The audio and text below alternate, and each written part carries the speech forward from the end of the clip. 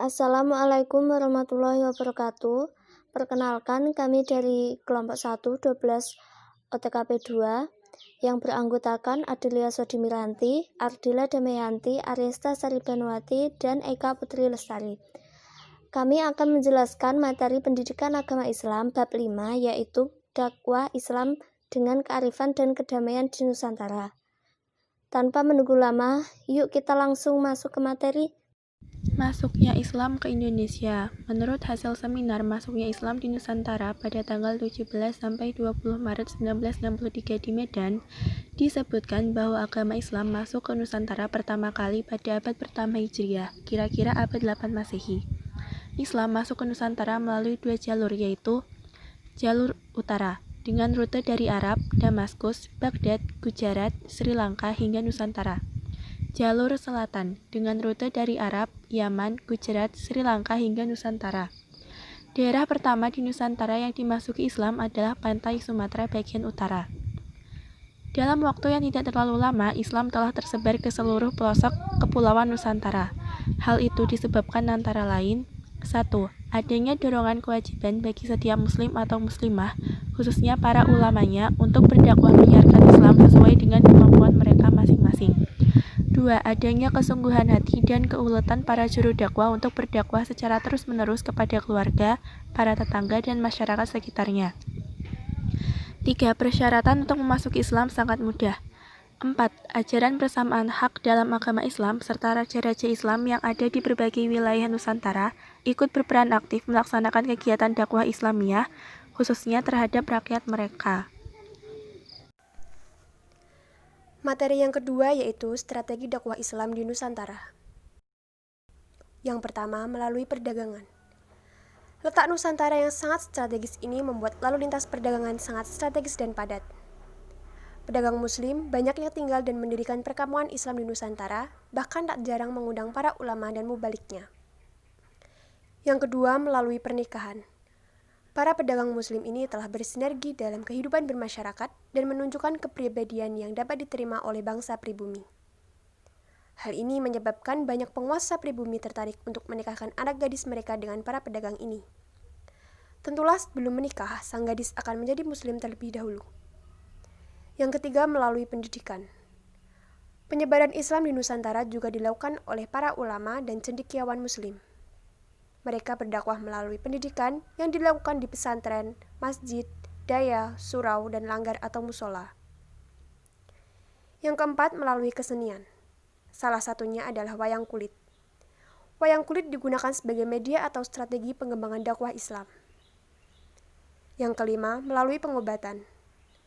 Pengobatan pada saat itu lebih banyak menggunakan herbal atau bahkan cara tradisional atau dengan doa para pemuka agama. Materi yang ketiga yaitu perkembangan Islam di Nusantara. Yang pertama, Sumatera.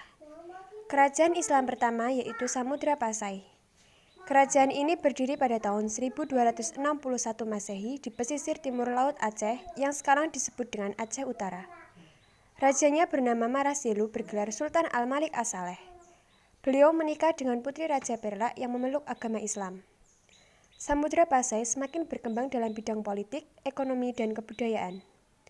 Hubungannya dengan pelabuhan Malaka yang waktu itu sudah menjadi kerajaan kecil semakin ramai. Sehingga di tempat itu pun sejak abad ke-14 Masehi telah tumbuh dan berkembang masyarakat Islam. Seiring dengan kemajuan kerajaan Samudra Pasai yang sangat pesat, perkembangan agama Islam pun dapat perhatian dan dukungan penuh.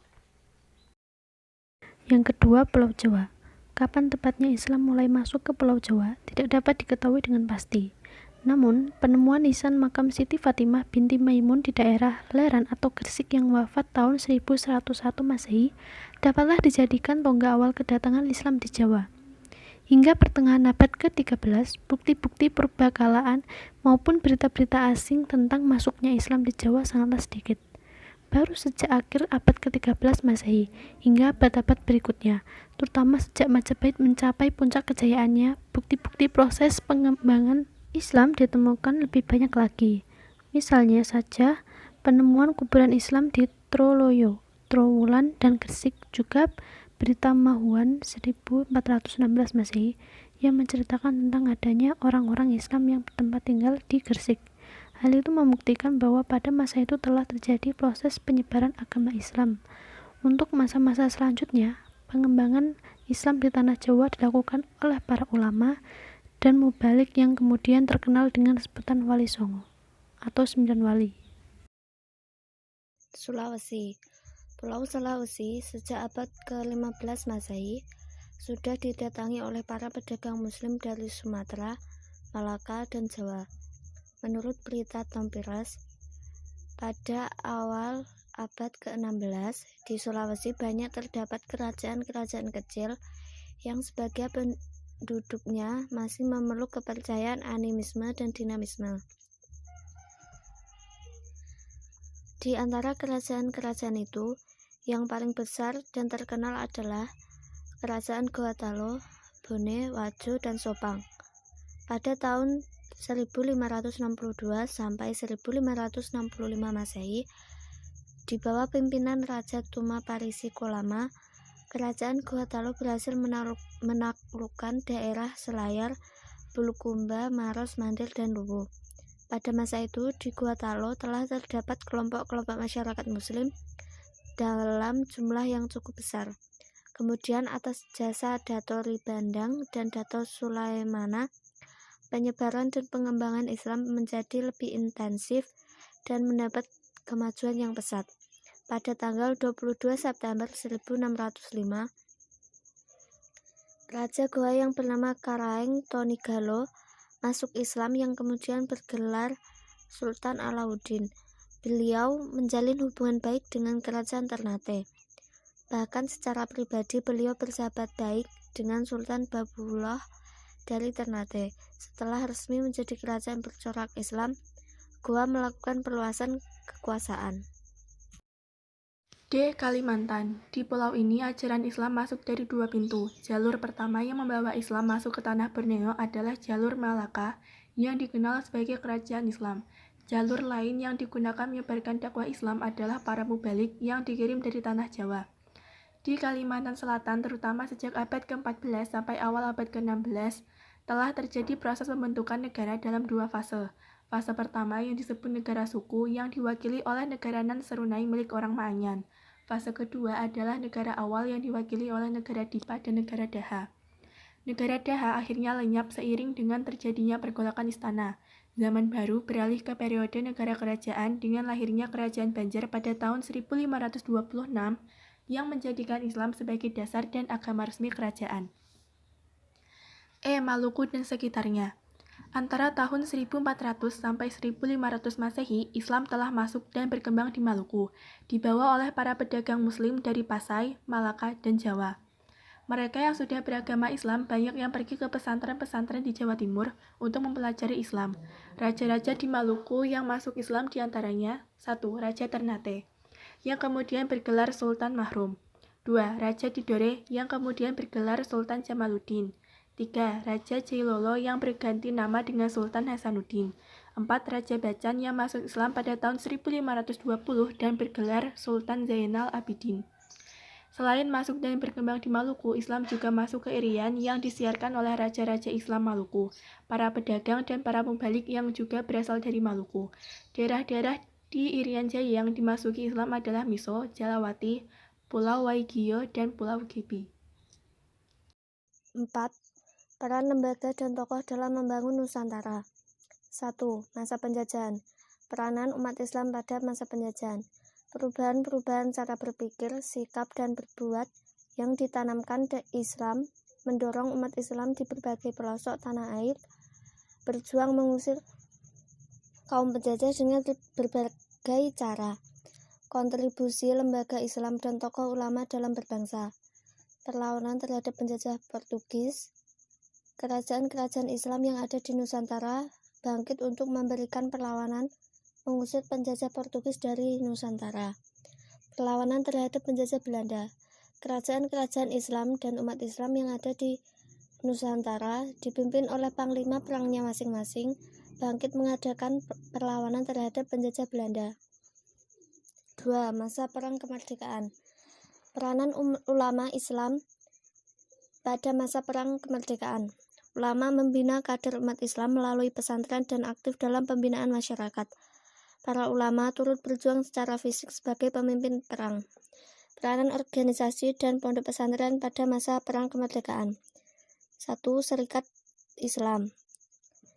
Didirikan pada tahun 1905 di kota Solo, yang bertujuan bukan hanya untuk memajukan para pedagang Islam, melainkan lebih luas lagi, yaitu untuk menghapus penderitaan, penghinaan, dan ketidakadilan yang menimpa seluruh rakyat Nusantara sebagai akibat ulah penjajah Belanda.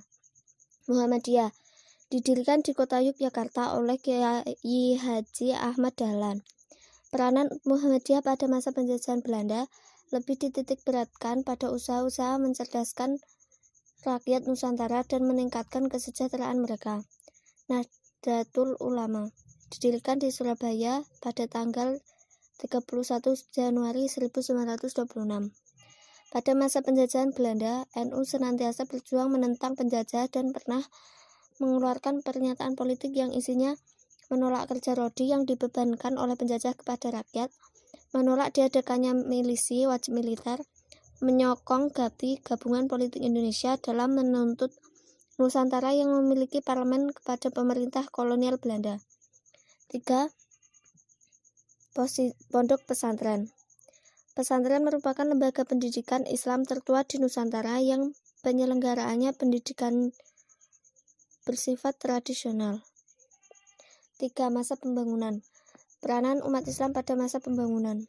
Dalam mengisi kemerdekaan, umat Islam memiliki andil besar dalam pembangunan di berbagai bidang demi tercapainya tujuan nasional yang diamanatkan oleh Undang-Undang Dasar 1945. Peranan organisasi Islam dalam masa pembangunan. Peranan Muhammadiyah dalam masa pembangunan. Melakukan usaha agar masyarakat Indonesia berilmu pengetahuan tinggi. Melakukan usaha di bidang kesehatan dan kesejahteraan masyarakat. Peranan NU dalam masa pembangunan. Mendirikan madrasah dan sekolah dari tingkat dasar hingga menengah di bawah LP Ma'arif NU dan perguruan tinggi NU. Mendirikan, mengelola, dan mengembangkan pesantren-pesantren. Mendirikan, mengelola, dan mengembangkan usaha di bidang kesehatan berupa klinik dan rumah sakit NU. Mengelola dan mengembangkan ekonomi keumatan melalui koperasi dan ekonomi kerjasama. Majelis Ulama Nusantara pada masa pembangunan. Memberikan fatwa dan nasihat keagamaan dalam masalah sosial, kemasyarakatan kepada pemerintah dan umat Islam di Indonesia sebagai amar ma'ruf nahi mungkar dalam usaha meningkatkan ketahanan nasional. Peranan lembaga pendidikan Islam dalam pembangunan, melakukan usaha-usaha agar masyarakat Indonesia bertakwa pada Tuhan Yang Maha Esa, menumbuhkan kesadaran berbangsa dan bernegara, memupuk persatuan dan kesatuan, mencerdaskan bangsa Indonesia. 5. Hikmah perkembangan Islam di Nusantara. Yang pertama, kehadiran pedagang Islam dari luar Indonesia yang telah berdakwah menyiarkan agama Islam di bumi Nusantara memberikan nuansa baru bagi perkembangan suatu kepercayaan yang sudah ada di Nusantara ini. Keyakinan kepada Tuhan Yang Maha Esa berkembang dan tatanan kehidupan menjadi lebih baik pula. Kedua, hasil karya para ulama berupa karangan buku sangat berharga untuk dijadikan sumber pengetahuan. Ketiga, meneladani kesuksesan mereka dalam berkarya dan membuat masyarakat Islam gemar membaca dan mempelajari Al-Quran. Keempat, memperkaya dalam bentuk bangunan seperti masjid sebagai tempat ibadah. Kelima, mengajarkan tentang Islam harus dengan keramahan dan bijaksana serta membiasakan masyarakat Islam bersikap konsisten.